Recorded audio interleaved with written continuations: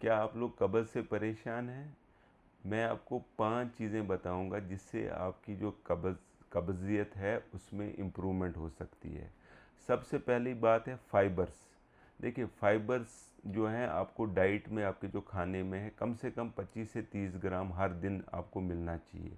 अगर कब्ज़ है और अगर आप फाइबर नहीं ले रहे हैं तो ग्रेजुअली आप इसको बढ़ा दीजिए, फाइबर को 25 से 30 ग्राम तक ले लीजिए।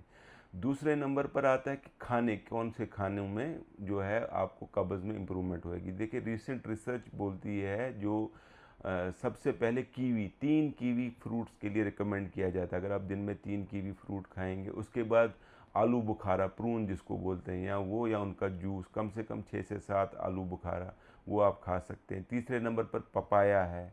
चौथे नंबर पर सेब है और जिसको हम पियर बोलते हैं, बगु गोशे जो भी बोलते हैं, उनको छिलके के साथ। पाँचवें नंबर पर ओट्स का बोला जाता है। उसके बाद जो है ओट्स के बाद ग्रीन लीफी वेजिटेबल्स हैं। ये सारी चीज़ें जो हैं इनसे बोला जाता है कि कब्ज़ में इम्प्रूवमेंट होएगी। ये खाने वाली चीज़ें हैं, ये दूसरे नंबर पर हो गई। तीसरे नंबर पर बोलते हैं कि आपको डेली वॉक करना चाहिए। वॉक कम से कम आधा घंटा आप वॉक करें, जिनको भी कब्ज़ हो उससे काफ़ी इम्प्रूवमेंट हो जाती है। चौथे नंबर पर जो इम्पॉर्टेंट है वो है पानी, वाटर इनटेक। कम से कम 2 से 3 लीटर तक पानी डेली पीना चाहिए जो जिसको भी कब्ज़ हो वो, क्योंकि वो फाइबर भी लेगा तो पानी से उसको और इम्प्रूवमेंट हो जाएगी। उसके बाद जो last but not the least है कि क्या चीज़ें अवॉइड करनी चाहिए, उसमें सबसे इम्पॉर्टेंट है प्रोसेस्ड फूड। प्रोसेस्ड फूड को अवॉइड करिए, चीज़ को अवॉइड करिए, नॉन वेज जो है वो कम कर दीजिए, रेड मीट जिसको हम बोलते हैं उसको कम कर दीजिएगा।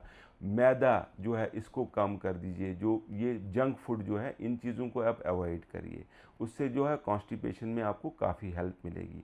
और सबसे इम्पॉर्टेंट है, अगर ये कब्ज़ किसी को 50 साल के बाद होता है या मरीज़ को कब्ज़ के साथ ब्लीडिंग होती है, खून की कमी जिसको एनीमिया बोलते हैं, या उनका वज़न कम हो जाता है, तो उनको डॉक्टर को दिखाना बहुत ज़रूरी है।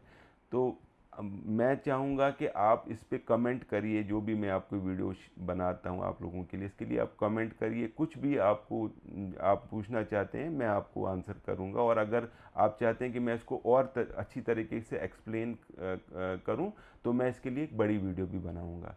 Thanks for watching. बहुत शुक्रिया।